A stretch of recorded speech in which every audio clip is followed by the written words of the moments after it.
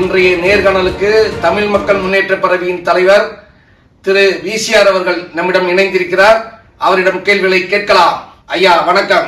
ஐயா, தமிழ்நாட்டுல இந்த வருடம் பெரிய அளவுல மழை பெய்யல, பெரிய அளவுல வெள்ளம் வரல, இந்த வேளச்சேரி மடிப்பாக்கெல்லாம் தண்ணியில முங்கி போகல, மக்கள் நிம்மதியா இருக்கிறாங்க. ஆனா இப்போ ஒரு புயல் கடல்ல நின்றுட்டு பயமுறுத்திட்டு இருக்குது. இன்னைக்கோ நாளைக்கோ 2 நாள்ல வந்துருங்கிறாங்க. அந்த புயல் வந்து எந்த அளவுக்கு பெரிய அளவுக்கு மழை வரப்போகுது, வேளச்சேரி மடிப்பாக்கெல்லாம் திரும்ப முங்க போதா, பள்ளிக்கரையெல்லாம் முங்க போதா, படகு ஓட்ட போறாங்களா, மக்கள்லாம் படகுல ஏறி போறாங்களா, காரெல்லாம் கொண்டு பிரிச்சு மேல நிப்பாட்ட போறாங்களா, என்ன நடக்க போகுதுங்கிற ஒரு மாதிரி ஒரு மனநிலையில ஒரு வருத்தத்துல பயத்துல உட்கார்ந்துட்டு இருக்கிறாங்க. ஆனா நீங்க சொல்றாங்க எல்லாரும், உங்க சொல்ற செய்தி எல்லா இடத்துலயும் வந்துட்டு இருக்குது. நீங்க வேளச்சேரிக்கும் மடிப்பாக்கத்துக்கும் அந்த வெள்ள பிரச்சனைக்கு எவ்வளவு மழை பெஞ்சாலும், எவ்வளவு மழை கொட்டினாலும், எவ்வளவு புயல் வந்தாலும் அந்த வெள்ள பிரச்சனைக்கு நிரந்தரமான தீர்வு இருக்குன்னு நீங்க நிறைய பேசிட்டு இருக்கீங்க, நீங்க நிறைய எழுதிட்டு இருக்கிறீங்க, நிறைய கவர்மெண்ட்டுக்கு தகவல் சொல்லிட்டு இருக்கிறீங்கிறது எங்களுக்கு தகவல் கிடைச்சிருக்குது. இதை பற்றி என்னையா சொல்றீங்க? ஐயா வணக்கம். ஐயா, முதல்ல இந்த பிரச்சனைக்கு ஒவ்வொரு வருடமும் அதிகமா மழை பெஞ்சதுன்னா, ஏதாவது புயல் வந்துச்சுன்னா வேளச்சேரியும் மடிப்பாக்கமும் மொத்தமா முங்கி போயிருது. மக்கள் படாத பாடுபடுறாங்க.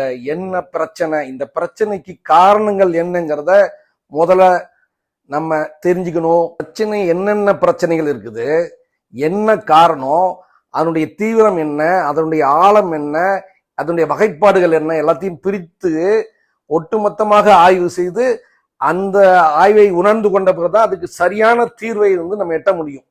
அதுக்கு சரியான தீர்வுக்கு காலம் கனிந்து வரணும். அதுக்கு தகுந்த மாதிரி சூழ்நிலைகள், அமைப்புகள், அந்த பொருள்கள், அந்த அமைப்பு எல்லாமே வரணும். அது இந்த காலம் கனிந்து வந்து விட்டது என்று நான் கருதுகிறேன். அதுபோல ஒரு பெரிய நிகழ்வு நடந்திருக்குது. அதை ஒட்டிதான், அதனால் தான் இதற்கு தீர்வு வந்து விட்டது என்று நான் சொல்கிறேன். முதல்ல நம்ம பிரச்சனைக்குள்ள போகலாம். வேளச்சேரி ஏரி என்பது ஒரு 100 வருடங்களுக்கு முன்னாடி 250 ஏக்கர் இருந்ததாக நமது தமிழ்நாட்டினுடைய அரசாங்கத்தினுடைய தரவுகள், இந்த இணையவழி தரவுகள், பத்திரிகை தரவுகள் நமக்கு நம்பிக்கையாக தெரிவிக்கின்றன. அது எல்லாருக்கும் தெரிஞ்சுக்க வாய்ப்பு இருக்குது. ஆனா இன்னைக்கு இருக்கிறது 50 ஏக்கர். 50 ஏக்கர் கூட கொஞ்சம் கம்மியா இருக்குது. 50 ஏக்கர் தான். 50 ஏக்கர் அந்த ஏரியினுடைய கொள்ளளவு 40 லட்சம் கியூபிக் ஃபீட். 40 லட்சம் கியூபிக் ஃபீட் அளவு தான் அந்த ஏரி, வேளச்சேரி ஏரி கொள்ளளவு இருக்குது. அதுதான் இன்னைக்கு இருக்குது.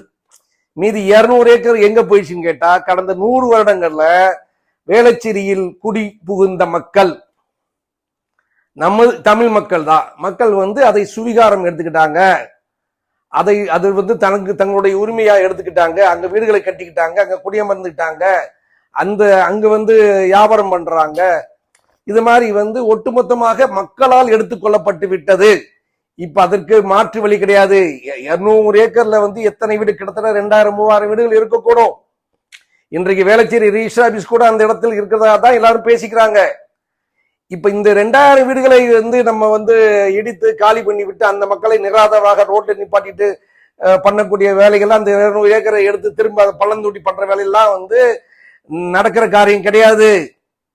அவர்களை அதே மாதிரி இந்த வாழ்வாதாரமே அந்த மக்களுக்கு அங்க அமைஞ்சிருச்சு. அவர்களை வாழ்வாதாரத்தை தொந்தரவு பண்ணக்கூடிய மனநிலையிலும் எந்த அரசாங்கமும் அந்த மனநிலை கிடையாது. அதனால அந்த இதை விட்டுவிடலாம். இப்ப இருக்கிற ஏரி 50 ஏக்கர் தான்.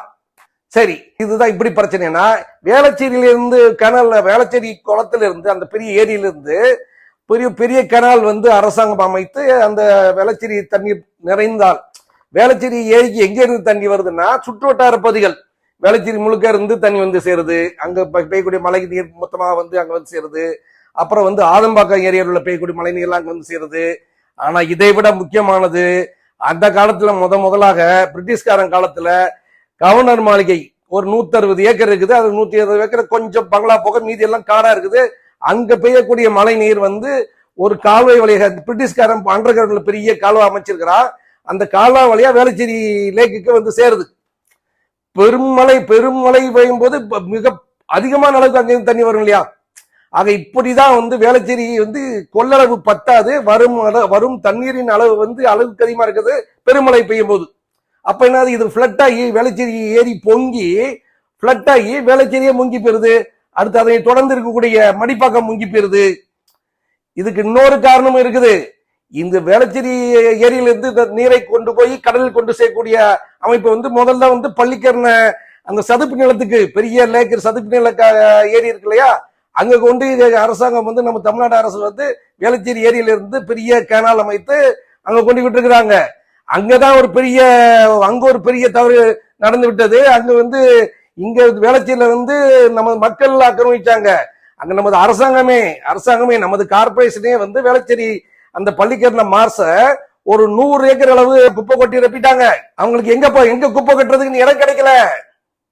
ஒட்டுமொத்த தென் சென்னை வடசென்னை இங்க தென் சென்னை முழுக்க உள்ள இந்த குப்பைகளை எங்க கொண்டு கொட்டுவது என்பது இன்னும் அவங்களுக்கு இடம் கிடைக்கல போலுக்கு. அது ஒரு முடிவாகல எங்க கொண்டு இதை கொட்டுதுன்னு சொல்லி. அதனால இந்த இடம் தான் நடுவில் காலியா இருக்குது. அது அந்த சதுப்பு நிலத்துல கொட்டி அது ஒரு மலை மோட மாதிரி ஆக்கிட்டாங்க. ஆக 100 ஏக்கர் அங்க போயிடுச்சு. அந்த 100 ஏக்கர் இருந்துருந்துன்னா அதுலும் தண்ணி இந்த மழை காலத்துல இருந்து அந்த தண்ணி அங்க போய் வாங்குவோம். அதுவும் வழி இல்ல. இப்ப அந்த 100 ஏக்கரை உடனே அரசாங்கம் ஐயா முதல்வர் கவனத்துக்கு போச்சுன்னா உடனே காலி பண்ணாலும் அதுவும் நடக்காது. எடுத்து பகலும் இரவுமாக எடுத்தா கூட ஒரு 10 வருஷம் எடுத்து வேற எடுத்து கொண்டு போறாருதான். ஆக அதுவும் இப்போதைக்கு நடக்கக்கூடிய விஷயம் இல்ல. ஆக என்னதான் இதுக்கு தீர்வு? தண்ணி வந்தா வந்துரும். மழை கொட்டினால் பெருமழை பெய்தால் வேளச்சேரி ஒண்ணுதான் இருக்குது. பள்ளிக்கரணை பாதி தான் இருக்குது. பள்ளிக்கரணை அந்த மார்ஸ்ல ஓரளவு மிச்சம் மீதி இருக்குது. அதுவும் ஏரி கிடையாது, சதுப்பு நிலம் தான். அதுல தண்ணீர் போய் அது வழியாக அந்த அந்த ஒக்கேந்துறைப்பாக்கம் அந்த கேனால் வழியாக திரும்ப கடலுக்கு போய் சேரணும். இல்ல தொடர்ந்து நம்ம பள்ளிக்கரணை சதுப்பு நில கடற்கரை வழியா போய் முட்டுக்காடு வரைக்கும் போய் அங்க போகணும். இப்போ இத மாதிரி இது வெறும் சதுப்பு நிலக்காடு தான். ஆழம் குறைவான பகுதி. அது தண்ணீரை உள்வாங்கி வைத்துக் கொள்ளக்கூடிய அளவுக்கு பெரிய ஏரி கிடையாது. அதையும் நம்ம புரிஞ்சுக்கணும். சரிங்களா? அப்பனா இதுக்கு என்ன தீர்வு? அப்ப இதுக்கு எங்க பார்க்காத எங்கேயாவது ஒரு பெரிய அளவுல அந்த மழை நேர பேரத்துல வேளச்சேரி ஏரியா மேல பன்மடங்கு கொள்ளளவு உள்ள ஒரு பெரிய ஏரி நமக்கு வேணும் அந்த பகுதியில. அத மாதிரி ஏரியை உருவாக்குறதுக்கு இடம் எதுக்காவது இருக்குதா? சதுப்பு நில பூமியை தொட முடியாது. அது ஃபாரஸ்ட் ஏரியா. சதுப்பு நில காடுகளை தொடக்கூடாதுன்னு நம்ம சட்டம் இருக்குது. சதுப்பு நிலத்தை தொட முடியாது. அப்ப இதுக்கு என்ன வழி? இதுதான் இப்ப நமக்கு முன்னாடி நிக்கிற கேள்வி.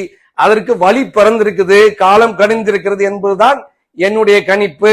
ஐயா, நீங்க சொல்றத பார்த்தா இதுக்கு தீர்வே இல்லாத மாதிரிலாம் சொல்றீங்க. தீர்வு, நிரந்தர தீர்வு இருக்குன்னு நீங்க சொல்லியிருக்கிறதா தகவல் எங்களுக்கு. நீங்க இப்ப பேசுறத பார்த்தா இதுக்கு தீர்வே கிடையாது. அந்த பக்கம் பள்ளிக்கரணையில 100 ஏக்கரை குப்பையை கொட்டி நிரப்பிட்டாங்க. இந்த பக்கம் 250 ஏக்கர் வேளச்சேரி ஏரியை காணல. 50 ஏக்கர் தான் இருக்கு. மீது 200 ஏக்கரை மக்கள் ஆக்கிரமிப்பு பண்ணிட்டாங்க. இந்த பக்கம் கவர்னர் மலையில இருந்து 120 ஏக்கர் தண்ணி இந்த பக்கம் முழுசா கொட்டிக்கிட்டு இருக்குது வேளச்சேரி ஏரியில. ஆதம் பக்கம் மற்ற எல்லா ஏரியில தண்ணி ரொம்புது. அதனால மழை காலத்துல வேளச்சேரி ஏரியினுடைய கொள்ளளவு பொங்கி வழிந்து வேளச்சேரியும் மடிப்பாக்கத்தையும் மூழ்கடிக்குது அப்படின்னு நீங்க சொல்றீங்க. வழி இருக்குதா ஐயா? அதை சொல்லுங்க ஐயா. நீங்க ஏதாவது இதுக்கு நிரந்தர தீர்வு நீங்க சொல்றீங்களே, உங்களுடைய ஆய்வறிக்கைன்னு சொல்றீங்க, விஞ்ஞான பூர்வமான வழிகாட்டுதல் சொல்றீங்க, அப்படி என்னென்னவோ பேசிட்டு இருக்கீங்க. உங்க தமிழ் மக்கள் முன்னேற்ற பேரில் பேசிட்டு இருக்கீங்க, மக்கள் மத்தியில பேசுறீங்க நீங்க அப்படின்னு எங்களுக்கு தகவல். நீங்க அதுக்கு தான் என்ன விடை இருக்கு அதை சொல்லுங்க ஐயா. அப்ப நீங்க ஐயா, நமது தமிழக முதல்வர் முத்துவேல் கருணாநிதி ஸ்டாலின் அவர்களும், ஐயா மரியாதைக்குரிய நமது அந்த சிஎம்டியினுடைய தலைவரும் அமைச்சருமான நமது சேகர்பாபு ஐயா அவர்களும் ஒரு பெரிய நல்ல காரியம், ஒரு நற்காரியத்தை பண்ணியிருக்கிறாங்க. தமிழக மக்களுக்கு ஒரு நற்செய்தியை கொடுத்திருக்கிறாங்க. அந்த கிண்டியில ரேஸ் கோர்ஸ் இருக்கு இல்லையா, அந்த ரேஸ் கோர்ஸ் ஒரு 160 ஏக்கர் லேண்ட். அந்த 160 ஏக்கர் லேண்ட பெரும் பணக்காரர்கள் கையில, பெரும் கோடீஸ்வரர் கையில, அவர்கள் அந்த கோடீஸ்வரர் விளையாட்டு கோல்ஃப் விளையாட்டு விளையாடுவதற்காகவும், அவர்கள் அந்த குதிரை ரேஸ் விளையாடுவாங்க இல்லையா கோடீஸ்வரங்க பணக்காரங்களாம், அதற்காகவும் அந்த காலத்து பிரிட்டிஷ் கால அரசு, நம்ம இந்திய அரசு இல்ல, சுதந்திரத்துக்கு முன்னாடி பிரிட்டிஷ் அரசு 1946 அவங்களுக்கு கொடுத்துட்டு போயிடுச்சு. அதுக்கு முன்னாடியே 100-200 வருடமா இந்த கிளப் நடந்துகிட்டு இருந்ததுக்கு ஒரு பெரிய வரலாறு இருக்குது. அது மாதிரி அந்த இடத்துல கிளப் இருந்துச்சு, அது மாதிரி குதிரை பந்தயம் இருந்துச்சு, அது மாதிரி ஜிம்கா ஏதோ அது நடவடிக்கையில் இருந்தது. இந்த பணக்காரர்கள் கோடீஸ்வரங்க இவரெல்லாம் பொழுதுபோக்கு அம்சமாக அதை வந்து அந்த இடத்த அதை நிர்வகிச்சு அவங்க கட்டுப்பாடுல நிர்வகிச்சிட்டு இருக்காங்கன்னா ஒரு வரலாறு எல்லாம் இருக்குது. ஆனா முறையா அவங்க லீஸுக்கு கொடுத்தது 90 வருஷத்துல 99 வருஷத்துக்கோ லீஸுக்கு வந்து பிரிட்டிஷ் வந்து இவங்ககிட்ட கொடுத்துட்டு போயிட்டாங்க. அதுக்கு பிறகு இந்திய அரசாங்கம் வருது. தொடர்ந்து இந்த சொத்து அவருடைய சொத்தாகவே மாறிவிட்டது. அவங்க சொத்து மாதிரியே அவங்க வந்து ஆண்டு அனுபவிச்சுட்டு வராங்க. காலங்காலமா வந்து நேற்று வரைக்கும் அனுபவிச்சுட்டு வராங்கன்னு வரலாம். ஆனா வந்து அது இது வியப்பான விஷயம் என்னன்னா, நம்ம தமிழக மக்களுக்கு வந்து வியப்பான விஷயம் வந்து அதனுடைய வாடகை தான். அந்த லீஸுக்கு வாடகை பாத்தீங்கன்னா மாசத்துக்கு 50 ரூபா. 160 ஏக்கர் லேண்டு பணக்காரர்கள் கோடீஸ்வரர்கள் வந்து அவருடைய பொழுதுபோக்குக்காக அனுபவிப்பதற்காக பிரிட்டிஷ்காரன் பிக்ஸ் பண்ணது வந்து மாசம் 50 ரூபா, வருஷத்துக்கு 600 ரூபா கொடுங்க, நல்ல சந்தோஷமா இருங்க கொடுத்துட்டு போயிட்டாப்ல. இது வந்து அதற்கு பின் வந்த காங்கிரஸ் ஆட்சி ஒரு 20 வருஷம் காங்கிரஸ் ஆட்சியிலும் அரசாங்கத்தால் எடுத்துக்கொள்ளப்படவில்லை. அது கவனிக்கப்பட்டு அதற்கு பிறகு வந்த திராவிட முன்னேற்ற கழக ஆட்சியிலும் எடுத்துக்கொள்ளப்படவில்லை. திரும்ப வந்த அண்ணா திராவிட முன்னேற்ற கழகத்துடைய ஆட்சியிலும் எடுத்துக்கொள்ளப்படவில்லை. ஐயா இப்போ ஸ்டாலின் ஐயா வந்த பிறகுதான் இது என்ன எனக்கு கவனத்தில் எடுத்துக்கொண்டு ஐயா செயற்படுத்த கவனத்தில் எடுத்துக்கொண்டு இவ்வளவு பெரிய நிலம் இவர்கள் கையில் இருக்கிறதே, இது பொதுமக்களுக்கு உபயோகப்பட்டா எப்படி இருக்கும்னு நினைச்சு பெரிய காரியத்தை பண்ணியிருக்கிறாங்க. அந்த நிலத்தை மீண்டும் கையகப்படுத்தியிருக்கிறாங்க. அவங்க கோட்டுக்கெல்லாம் போயிருக்கிறாங்க. அந்த கிளப்புக்காரங்க, நம்ம பணக்காரங்க, கோட்டீஸ்வரங்க அதை வந்து இப்ப ஆண்டு காலமா அனுபவிச்சுட்டு வராங்க. கோட்டுக்கெல்லாம் போயிருக்கிறாங்க. அது ஒரு 29 ஏக்கர் வந்து அது என்கரேஜ்மெண்ட் அப்படின்னு சொல்றாங்க. ஒரு 3 ஏக்கர் வந்து நம்ம அங்க ஸ்டேடியம், நம்ம தமிழ்நாடு அரசு வந்து ஸ்டேடியம் கட்டியிருக்காங்க, நீச்சல் குளம், ஸ்டேடியம், ஜிம்னாசியம் கட்டியிருக்காங்க. அதுக்கு ஒரு 3.25 ஏக்கர் அது கொடுத்துட்டாங்க. கொஞ்சம் ஸ்லிம்போர்டு கிளைன் ஸ்போர்ட்டுக்கு, குடிசை மாட்டு வாரியத்துக்கு கொஞ்சம் இடத்தை கொடுத்துருக்காங்க. இப்படி எல்லாம் ரோடு கொஞ்சம் இடம் இருக்குது. இப்படிலாம் ஒரு 20 ஏக்கர் வந்து அதுல இருந்து 160 ஏக்கர் இருந்து 20 ஏக்கர் வந்து அப்படி போயிடுச்சு. ஒட்டுமொத்தமா சுற்றுச்சுவரோட 140 ஏக்கர் 140 சில்லற ஏக்கர் வந்து பத்திரமா இருக்குது. அதை வந்து இப்ப அரசாங்கம் கையகப்படுத்தி அதுக்குள்ள வந்து ஒரு 4 ஏக்கர் ஏற்கனவே கொஞ்சம் 2-3 லேக் அதுக்குள்ள குட்டி குட்டி பாண்டு இருக்குது, குட்டி குட்டி குளம் இருக்குது. அது வந்து அந்த ஏரியால தண்ணி மழை நீர் சேகரிக்கிறதுக்கு, மழை தண்ணி கொஞ்சம் தேக்கிறதுக்கு அப்படின்னு சொல்லி ஒரு 4 குளத்தங்க வந்து வெட்ட ஆரம்பிச்சிட்டாங்க தமிழ்நாடு அரசு. இதுதான் நமக்கு கவனத்துக்குரியது. மக்கள் நல பணிகளை முன்னெடுத்து கூறக்கூடிய நமது ஐயா ஸ்டாலின் அவர்களுடைய அரசு வந்து இந்த பணியை முன்னெடுத்திருக்கிறாங்க. இதுக்குள்ளதான் இப்பதான் நம்ம தமிழ் மக்கள் முன்னேற்ற பரவின் சார்பில் நானும் எங்களது பொறுப்பாளர்களும் நிர்வாகிகளும் கலந்து ஆலோசித்து இந்த தமிழக நாட்டு அரசுக்கு எங்களுடைய கோரிக்கையை, எங்களுடைய வேண்டுகோளை, எங்களது திட்ட வடிவத்தை, இந்த விஞ்ஞான பூர்வமான ஒரு அறிக்கையை வந்து அவங்களுக்கு சமர்ப்பிச்சுக்கிறோம். ஐயா முதல்வர் அவர்களை இதை செய்யுங்க, வரலாற்றுல நீங்க நிப்பீங்க, கரிகாலம் இந்த அணையை கட்டி கரிகாலன் கட்டினான் கல்லணைங்கிற பேர் மாதிரி ஐயாக்கு உங்களுக்கு ஒரு மாபெரும் சரித்திரத்தில் நிக்கிற மாதிரி உங்களுக்கு பேர் வரப்போகுது. இத பண்ணுங்கய்யா. பண்ணிட்டா வேளச்சேரி அண்ட் மடிப்பாக்கம் அது சுற்று ஆலம்பாக்கத்து பகுதிகளுடைய அந்த வெள்ள மழை, மிகப்பெரிய மழை பெஞ்சா வெள்ளம் வரும்ல, அந்த பிரச்சனை நிரந்தரமா சால்வ் ஆயிரும் சொல்றோம். ஐயா இது கேட்பதற்கு ரொம்ப இனிமையா இருக்குது, ரொம்ப நல்லா இருக்குது. வேளச்சேரியும் மடிப்பாகவும் சிங்கப்பூர் மாதிரி நீங்க சொல்றத பார்த்தா சிங்கப்பூர் மாதிரி மாறி முழுக்குது. என்ன மழை பெஞ்சாலும் ரோட்ல ஒரு சொட்டு தண்ணி நிக்காது முழுக்கு. பத்தாக்குறைக்கு இந்த மொத்த தென் சென்னைக்கு தண்ணி பிரச்சனை இல்லாம ஆயிடும் முழுக்கு. இதெல்லாம் நடக்கிற காரியமையா? நடக்குமா? நடக்கக்கூடியதா? இந்த தமிழ்நாடு அரசாங்கம் முன்னெடுக்குமா? இந்த நம்பிக்கை உங்களுக்கு இருக்குதா?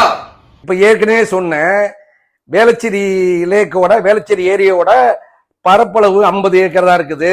அதனுடைய கொள்ளளவு வந்து 40 லட்சம் கியூபிக் ஃபீட்டு அப்படின்னு உங்களுக்கு நான் வந்து இப்ப சொன்னேன், தகவல் சொன்னேன். இப்போ 60 ஏக்கர் 20 ஏக்கர் பெற்றி 140 ஏக்கர் இருக்குது கிண்டி ரேஸ் கோர்ஸ்ல. அது அரசாங்கம் இப்ப கையகப்படுத்தி இருக்குது. இந்த ஒட்டுமொத்த 140 ஏக்கர்ல ஒரு 20 ஏக்கரை தோட்டத்துக்கு சுத்தி விட்டுட்டு 120 ஏக்கரை மட்டும் முழுமையாக பெரிய அண்டர் கிரவுண்ட் பூமிக்கடியில் உள்ள பெரிய அணையாக, அணைக்கட்டாக உருவாக்கினால் ஒரு 20 அடி, முடிந்தா 30 அடி, 20 அடின்னு வச்சுக்கலாம். நம்ம வந்து இப்போதைக்கு 20 அடிக்கு ஒரு கணக்கை கொடுத்துருக்கிறோம். 20 அடி ஆழத்துக்கு வந்து ஒரு பெரிய பூமிக்கு கீழான ஒரு டேம ஐயா நமது முதலமைச்சர் அவர்கள் வந்து இது கவனத்தில் எடுத்துக்கொண்டு இதுக்கு இந்த திட்ட முன்னெடுவை வந்து மிகப்பெரிய நம்மகிட்ட மிகப்பெரிய இன்ஜினியர்ஸ் இருக்கிறாங்க, மிகப்பெரிய பொறியாளர்களுக்காக மிகப்பெரிய ஆர்கிடெக்ட்ஸ் இருக்காங்க. நாங்க வந்து மக்கள் சார்பில் ஒரு அவுட்லைன் கொடுத்துருக்கிறோம். அவுட்லைன் கொடுக்குறோம், அவ்வளவுதான். இப்படி கட்டுனாங்கன்னா 20 ஆழத்துக்கு 120 ஏக்கர் இடத்தை வந்து அண்டர் கிரவுண்ட் டேங்காக, டேமாக உருமாற்றினீர்கள். ஆனால் அதில் வந்து 10,48,00,000 கியூபிக் ஃபீட் அளவுள்ள நீரை பிடிக்கும். அதாவது வேளச்சேரி ஏரி மேல 21 ஏரியினுடைய கொள்ளளவு அந்த டேமுக்கு இருக்கும். வேளச்சேரி ஏரியினுடைய கொள்ளளவு 40 லட்சம். இது 10,48,00,000. 10 கோடி கியூபிக் ஃபீட் வந்து அடிஷனலா நமக்கு கிடைக்குது. அதாவது 20 வேளச்சேரி ஏரி எக்ஸ்ட்ரா கிடைக்குது. 21 வேளச்சேரி ஏரி அங்க நமக்கு அமையும். அப்பனா அங்கிருந்து வேளச்சேரி லேக்ல இருந்து இந்த டேமுக்கு அந்த வேளச்சேரி மெயின் ரோடு வழியாக இந்த பைபாஸ் ரோடு வழியாக வந்து வேளச்சேரி மெயின் ரோடு வழியாக அந்த பீனிக்ஸ் மால் வழியாக வந்து ரொம்ப பக்கத்துல ஒரு 1 கிலோமீட்டர் 1.5 கிலோமீட்டர் கூட இருக்காது. அங்க எப்படி வேளச்சேரி லேக்ல இருந்து பள்ளிக்கண்ணைக்கு பெரிய கேனல் அமைக்கப்பட்டதோ தமிழ்நாடு அரசினால், அது மூலம் அங்கிருந்து கேனல் அமைத்துக் கொண்டு இங்க இந்த கிண்டி ரேஸ் கோர்ஸில் புதிதாக கட்டப்படும் டேமோட கனெக்ட் பண்ணிட்டா முடிந்தது. என்ன மழை பெஞ்சாலும் சரி, என்ன புயல் அடிச்சாலும் சரி, எவ்வளவு வெள்ளம் வந்தாலும் சரி, ஒரு சொட்டு தண்ணி மடிப்பாக்கத்திலையும் வேளச்சேரி நிக்காது. சிங்கப்பூர் மாறி மாறி ஆயிடுங்கிறது எங்களுடைய நம்பிக்கை. ஏன்னா இந்த ரெஃபரன்ஸ் பாருங்க, கொள்ளளவுடைய ரெஃபரன்ஸ் பாருங்க. அது மட்டும் இல்ல, ஒரு பெரிய பிரச்சனை பண்ணிட்டு சால்வ் ஆகாது. இந்த என்ன துயரமாடுறாங்க ஒவ்வொரு தடவை, என்ன என்ன வேடிக்கை, ஒவ்வொரு தடவை அரசாங்கம் என்ன பாடுபடுது, அரசாங்கம் எவ்வளவு முன்னெடுப்புல எடுக்குது, அரசாங்கத்துக்கு எவ்வளவு செலவு பண்ணுது, எவ்வளவு பேர் பாதிக்கப்படுறாங்க, சில பேர் உயிர் கூட போயிருது. அந்த நேரம் வந்து மக்களுடைய அந்த துயரத்தை ஒட்டுமொத்தமாக ஒரே வழியாக இப்படி தீர்த்தால் நமது முதல்வருடைய பேர் சரித்திரத்தில் நாங்கள் சொல்வது போல சரித்திரத்தில் நிக்கத்தான் செய்யும். நிக்கும் இல்லையா? அதுக்கு தான் நாங்க வந்து ஐயாவுக்கு வேண்டுகோள் வைக்கிறோம். அது மட்டுமல்ல, மொத்தம் இது வந்து 10,48,00,000 கியூபிக் ஃபீட்னு சொல்லிட்டேனா, அதனுடைய லிட்டர்ல கணக்கு பண்ணீங்கன்னா கிட்டத்தட்ட 300 கோடி, தோராயமாக 300 கோடி லிட்டர், 300 கோடி லிட்டர் தூய குடிநீர் தென்சென்னைக்கு கிடைக்கும். தென்சென்னுடைய தண்ணீர் பிரச்சனையே தீர்ந்துச்சு, காலத்துக்கும் தீர்ந்துச்சு. ஆக புயல் வெள்ளத்தினால் வரக்கூடிய அபாயமும் நீங்கிச்சு. ஆதம்பக்கம் வேளச்சேரி மடிப்பாக்கத்துக்கு மக்கள் நிம்மதியாக வாழலாம். அப்பா நம்ம முதலமைச்சர் நம்ம முத்துவேல் கருணாநிதி ஸ்டாலின் அவர்கள் இந்த பிரச்சனைக்கு இறுதி தீர்வாக, முடிவாக, ஒரே தீர்வா தீர்த்துட்டாரு. கொஞ்சம் செலவாகும். நம்ம வருஷத்துக்கு 1.5 லட்சம் கோடி கடன் வாங்கிட்டு இருக்கோம் இல்லையா? இதுக்குன்னு இப்ப உலக வங்கியிலேயோ வெளிநாடுகளையோ இது ஒரு திட்டத்தை தீட்டி நமது இன்ஜினியர்ஸும் நமது பொறியாளர்கள், நம்ம திட்ட வல்லுநர்கள், நம்ம ஆர்கிடெக்ட்ஸ் எல்லாம் சேர்ந்து அரசாங்க நம்ம ஐஏஎஸ் அதிகாரிகள் எல்லாரும் உட்கார்ந்தாங்கன்னா ஐயா சொன்னா உடனே உட்கார போறாங்க, திட்டம் போட போறாங்க. அவளை நிறைவேற்றத்துக்கு ஃபண்ட்ஸ் வேணும். ஐயா வந்து சொன்னார்னா உலக நாடு யாராவது ஒரு நாடு கடன் கொடுக்க போகுது. அதை பண்ணிட்டா இதன் மூலமாக வருஷம் வருஷம் பண்ணக்கூடிய செலவு, வருஷம் வருஷம் பண்ணக்கூடிய துயரங்கள், வேதனைகள் இதெல்லாம் நிரந்தரமா நின்று போயிடும். இதுக்கு இது வந்து அவுட்லைன் நாங்க கொடுத்திருக்கிறோம். இந்த அவுட்லைனை ஒரு ஐக்கியா ஐயாவுக்கு நாங்க சமர்ப்பித்திருக்கிறோம். நேரடியாக அவரை சந்திப்பதற்கு நாங்கள் நேரம் கேட்டிருக்கிறோம். இது மீண்டும் இதை வந்து விளக்கமாக எடுத்துரைப்பதற்கு நேரம் கேட்டிருக்கிறோம். இதெல்லாம் எதிர்காலத்தில் நடக்க போகுது. ஐயா அவர்கள் நிறைவேற்றார்கள் என்று ஐயா முதலமைச்சர் அவர்கள் இதை கண்டிப்பாக இந்த திட்டத்தை முன்னெடுப்பார், நிறைவேற்றுவார். மடிப்பாக்கம், வேளச்சேரி, ஆதம்பாக்கம் மக்களுடைய துன்பத்தை, துரத்தை தீர்ப்பார். இந்த கனவு திட்டத்தை அவர் முன்னெடுப்பார் என்று நாங்கள் முழு நம்பிக்கையோட சொல்றோம்.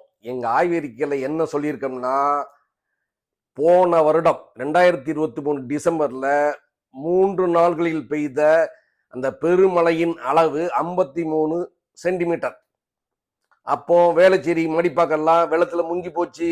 மக்கள் அவ்வளவு துயரம் அடைஞ்சாங்க. அதே அளவு இந்த வருஷமோ அடுத்த வருஷமோ அதே அளவு மழை பெய்யுமானால், இப்ப வேளச்சேரியினுடைய மொத்த நிலப்பரப்பளவு வந்து 6.8 சதுர கிலோமீட்டர். அதே அளவு மழை பெஞ்சா இங்க சேரக்கூடிய மழை நீரினுடைய கொள்ளளவு 56 கோடி லிட்டர்.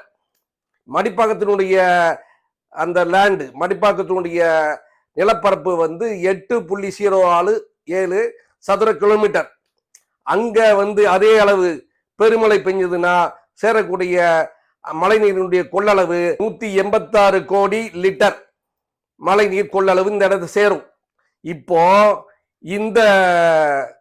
நம்ம இந்த கிண்டியில ரேஸ் கோர்ஸ்ல நமது ஐயா முதலமைச்சர் அவர்கள் இப்போ எடுத்திருக்காங்க இல்லையா ரேஸ் கோர்ஸ, அதனுடைய அந்த ஏரியால அந்த கரிகாலன் மன்னன் கரிகாலன் கட்டின மாதிரி ஐயா நம்ம முதலமைச்சர் முத்துவேல் கருணாநிதி ஸ்டாலின் அவர்கள் அண்டர்கிரவுண்ட் டேம் அந்த பெரிய டேம் கட்டிட்டாருன்னா 300 கோடி லிட்டர் நமக்கு கெப்பாசிட்டி உள்ள பெரிய டேம் கிடைக்க போகுது. இப்ப இங்க இந்த அளவுக்கு அந்த அளவுக்கு பெருமழை பெஞ்சாலே இந்த 3 ஏரியாவும் சேர்ந்து பெய்யக்கூடிய மழையின் அளவே 186 கோடி தான், 186 கோடி லிட்டர் தான்.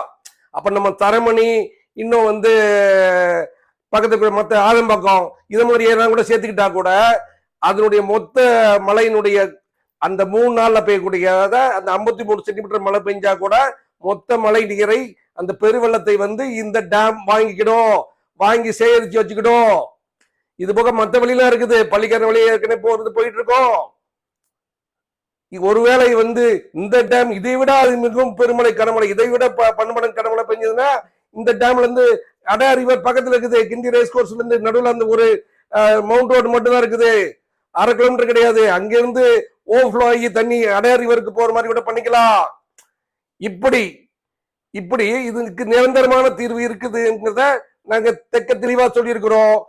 ஐயா அவர்கள் இதை கவனத்தில் கொண்டு பரிசீலித்து நடவடிக்கை எடுத்து இந்த மொத்த ஒரு 5 ஏரியா வேளச்சேரி, மடிப்பாக்கம், கிண்டி, ஆதம்பாக்கம், தரமணி இந்த மக்களுடைய ஒட்டுமொத்த அந்த பெருமழை பெருவெள்ளம் வரக்கூடிய அந்த துயரத்தை தீர்க்க முடியும் என்பதுதான் எங்களுடைய நம்பிக்கை. அதை முதல்வர் செய்வார் என்பதும் எங்களுடைய திடமான நம்பிக்கை. ஐயா ரொம்ப நல்லா இருக்குது. இதை கேட்கக்கூடிய வேளச்சேரி மடிப்பாக்கம் மக்கள் மனம் குளிர்ந்துருவாங்க. ஐயா நமது முதல்வர் அவர்கள் இதை முன்னெடுப்பார்னு நீங்க நம்புற மாதிரி நாங்களும் நம்புறோம். நீங்க சொன்ன மாதிரி கரிகாலன் அணை கட்டி பேர் வாங்கின மாதிரி, காமராஜர் அணைகளை கட்டி பேர் வாங்கின மாதிரி இந்த பெங்குவின் வந்து இவரு அந்த முல்லை பெரியாறு அணையை கட்டி பேர் வாங்கின மாதிரி நமது முதல்வர் அவர்களும் சரித்திரத்துல இடம் பெறுவார். நீங்க சொல்றீங்க இந்த பிரச்சனையை தீர்வு கண்டார்னா சரித்திரத்துல இடம் பெறுவான்னு சொல்றீங்க. அப்படியே உங்களுடைய கனவு நினைவாகட்டும், நிறைவேறட்டும் என்று நாங்க வேண்டி விரும்பி கேட்டுக்கிறோம். நன்றி ஐயா, உங்களுக்கு கருத்துக்களை பகிர்ந்து கொண்டதற்கு மிக்க நன்றி ஐயா.